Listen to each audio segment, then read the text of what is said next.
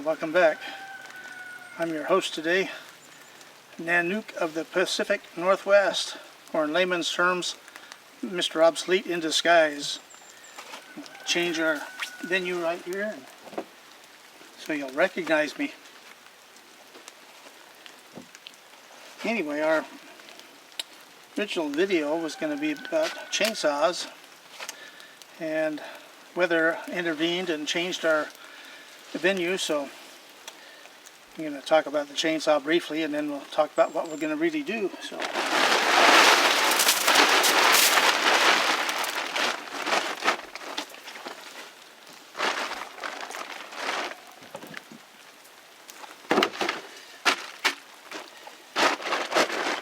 what our original intention was to take Mr. Toby Gitch's Stihl 025 he donated here and do some changes to it. You know, as received, it would run for a while and quit, and so we did a couple of videos figuring out what was wrong with it and got it so it runs great now. But I noticed a couple of problems with it. One, even in the cold weather like this, it runs really hot, and the other one is the chain. So we'll talk about the chain first.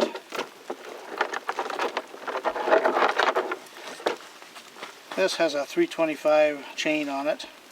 It's a Stihl chain, and the master link on it is green, signifying that it's a homeowner grade low kickback saw chain. So anyway, the thing that is wrong with it, and I don't know if it's just in general or if it's a particularly bad chain, but it doesn't hold an edge for beams.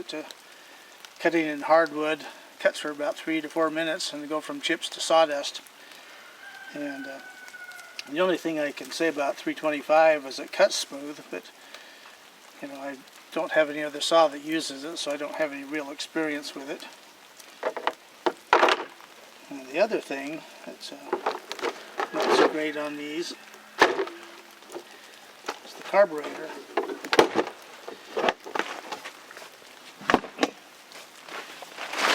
This has what's called a fixed jet carburetor, which means that the high-speed jet cannot be adjusted.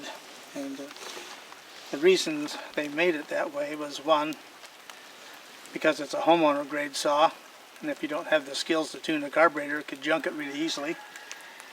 And the other one is that to test it and make it meet EPA standards for emissions, and so they'll run them lean in a laboratory condition and say, oh, look at this is super clean. But the problem is, when you're out cutting with it on a hot day or hard work, don't cut it. You know, one of our subscribers had sent me a message, and it was talking about these saws. He used to have a small engine repair shop, Mr.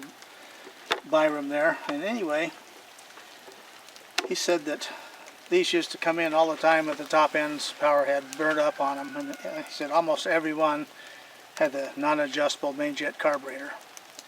So anyway, I got a parts book on it, and it talked about the different carburetors they used, because this was in production from I think 1991 to 2000. This in 2002 I think, and this is a 2000 model I find.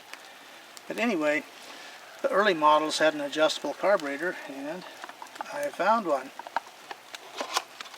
So it should be a direct bolt-on, and since it has 2 screws and the cover here does not have the place in it, I'll have to drill this piece out here so I can get to the other screw, and just a minor modification.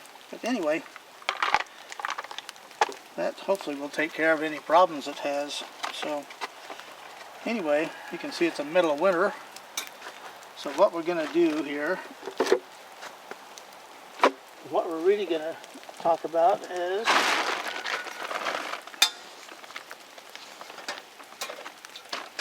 Coleman lanterns. So anyway, this one is a Model 220. This is the one that most everybody grew up with. But anyway, we're going to get out of the cold, and we're going to run into the house there and sit by that nice warm fire that all my vintage chainsaws cut up all the wood for us. Be back in a few.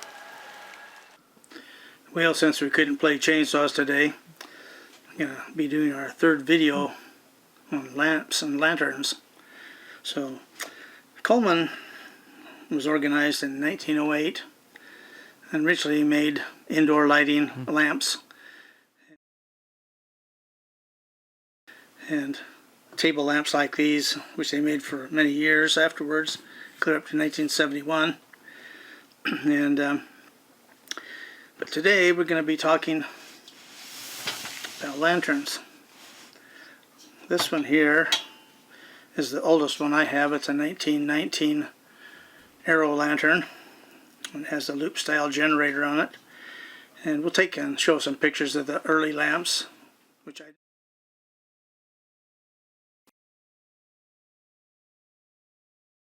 have none of them. They're really rare and they're really expensive, so I just have the everyman's lamps. But anyway, this is a model QL. It stands for quick light, and I have a little trap door here.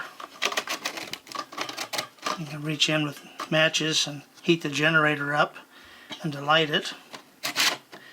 The thing that's unique on these early lanterns here is tempered glass, which is heat resistant, had not been invented, and so what they used for a lens is mica, which is a mineral. And mica, everywhere they mine it, a lot of them had colors in it, so they found a source for clear, and it works really good. It'll withstand quite a bit of heat. So anyway, that was ingenuity at work. No computers. People had to think about what they were doing when they were inventing this stuff. So anyway, like I say, this is the oldest one, and they're very similar for quite a few years. And the differences in the generators and the valving and some of the trim pieces on them and the fuel caps. This is the early two-piece type with the check valve built into it. And use a hand pump to pump the tank full of air to pressurize the fuel. Okay, our next one here looks very similar. And this is the first one is what's a model QL, which stood for quick light. This one here is also a QL. This one is a 10th month of 1924. There again, it has the mica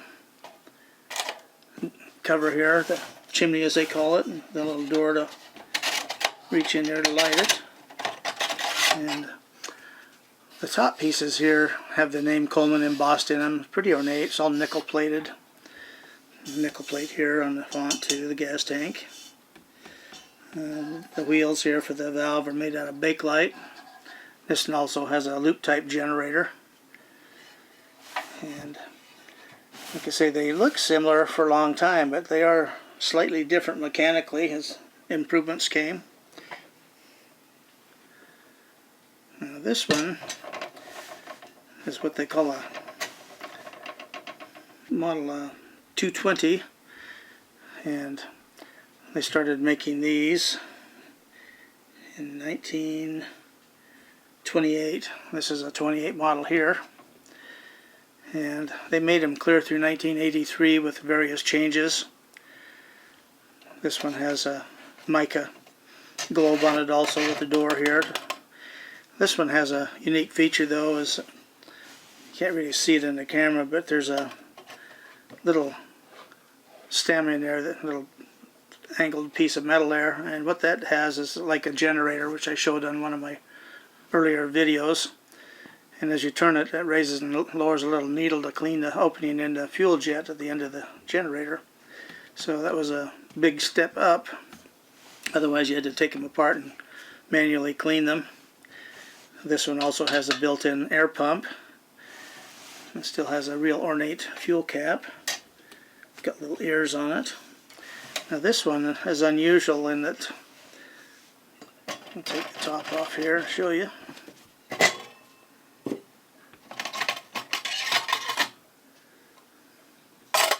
The generator here, instead of being a loop like the earlier ones and straight like the later ones, this is what they call a slant generator because it's slanted, obviously. You can see it at an angle. What that does, it facilitates so that you can open the little door here and reach in and put your matches on the back side of this right here to preheat the generator so they'll light. That's why they're called a quick light. Once you heat this, it vaporizes the fuel, and then you turn on the valve here and they light almost instantly. So then this is all made out of cast brass up here too. Later ones are cast iron.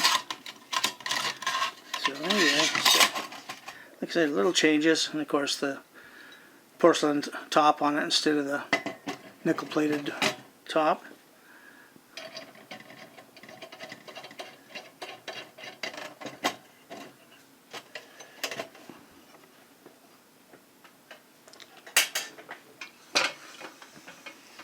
Like I say, the 220 series like that was the longest running model lamp they ever had.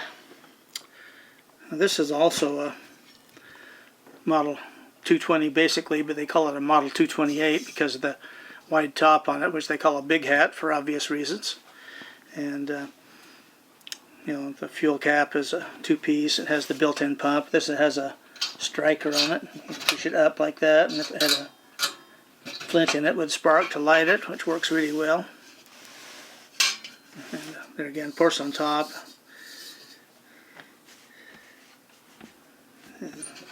So anyway, I really like the looks of these, and they really put out, and they're porcelain on the inside with white, so they really put out nice light. And they put out about 500 candle power.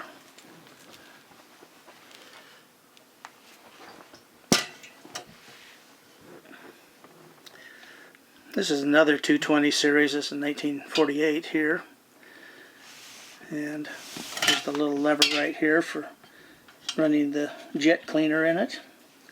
And just your lever there, your knob here to turn on the fuel, and your fuel cap and air pump. And there again, a porcelain top.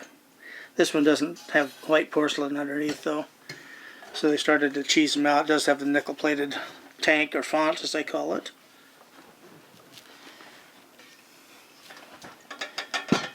This is, there again, it's a 220 series, and they made these from 28 until 83, so anybody that was camping and stuff from that time on, they all look the same. There's changes on them.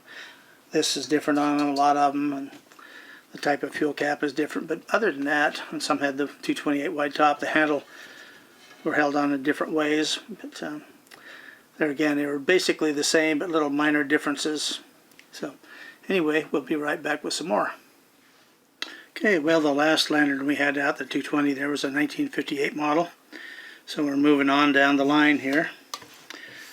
This one is a 1971 Sears lantern, which was made by Coleman for them. And it's basically a 228 series with a big hat. The one thing is a little different on it. It has a tapered globe on it. And it has a one-piece fuel cap, and then of course it has the just regular features, the on-off for the fuel here and your generator cleaner. So I just really like the Sears stuff because it's really kind of neat and ornate, and because your Coleman stuff mostly is all green. Now this next one here is a kind of a weird piece.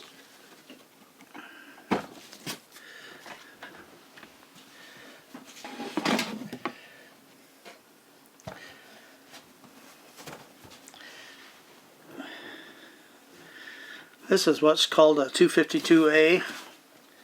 It's a military lantern, and uses the same chassis as the 220, but it's a single mantle instead of dual mantle like all the others. It has a fuel funnel with a chain so you can't lose it. The top is olive drab, and it's got all the instructions down below. And there's a, it's stuck right now, but there's a storage area here, and you have a tip cleaner and an extra generator and the wrench for working on it. All that stuff is included, and then they also sent a whole lot of spare parts with them. And this one is a Series 4. They made a number of them a little slightly different. Now the weird thing about this one is the globe is in 4 separate sections of heavy glass. It's not the thin glass like they use in the others that's pretty fragile, but this is real thick. Almost 4 times as thick. And then the box is kind of neat. It's got all military spec BS on it. It says glass, and then the top has made it so it's handled, so you can just carry it like that. Amazing how people used to think about stuff. This is all the dummies we got today.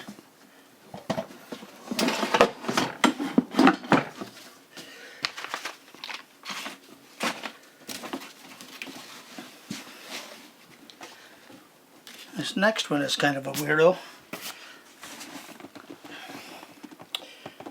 It's what they call a Model 275, and the 75 signified it was the 75th anniversary of Coleman Corporation.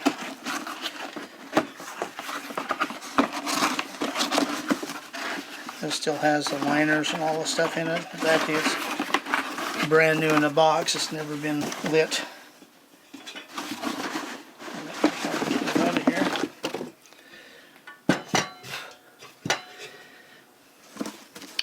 It's even got a price tag on it here somewhere.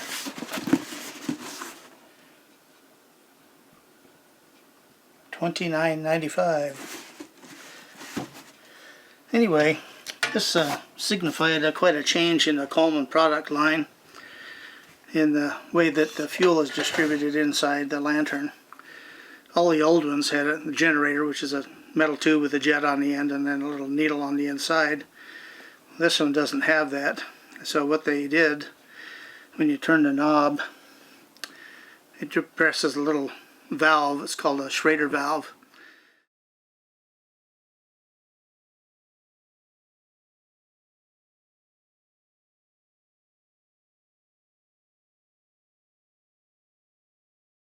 And the Schrader valve is what goes inside the stem core on a tire. It's a little tapered thing with a rubber seal on it. It has a little dauber. Same thing on bicycles. Any pneumatic tire thing uses a Schrader valve. And of course, main reason behind it was cheaper, substantially cheaper to make. The bad thing is that the seals on them go bad, and you try to light them up, and they go into a ball of flame and can damage the top plate here. So the original seals were rubber, and the new ones are a high-tech material called Viton. So if you have one of these and you want to use it, you definitely want to upgrade that. But anyway, like I say, it's got all the BS on the back and the shipping label here. A nice picture depicting it with all the good sales BS, and got our happy camper and his dog on here playing with his lantern before it catches on fire because he didn't change the valve in it. So anyway, be right back. Well, we're back with another Sears lantern. This is basically, there again, a 220 series Coleman. And olive green instead of that nice blue that they used on the earlier lanterns. I don't know why they changed this. It's pretty ugly, but this is made in the 5th month of 1977, and just same layout basically as all the others as far as the controls go, and all glass globe, of course. This one we actually keep in the house all the time. If the power goes off, we have a hook hanging from the ceiling. Just reach up and light it. It's always ready to go. Be prepared. Okay, our next one is what's called a Model CL2, made in 1988. This is one that we got off Craigslist recently, and it's like new. Had very, very little use. It's just paint. Everything's really nice on it, and but it was the starting of the process of cheapening them up. The piece down here was just a little cheesy piece of crappy aluminum instead of metal steel like the older ones. And the way that's built on the inside uses a brace to hold this here, the upright, the air intake tube, because the older ones actually had cast stuff and it was stronger.